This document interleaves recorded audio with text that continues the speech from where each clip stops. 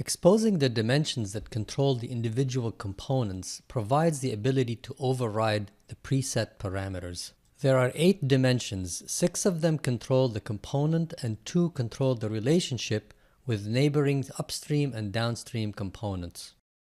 Changes immediately appear in the sketch viewer.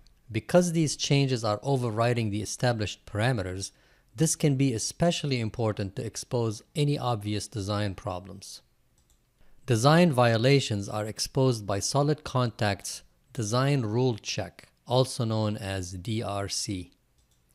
The color-coded visual effects provide messages detailing the source and extent of the problem, and the recommended solution ensures a quick resolution to the problem.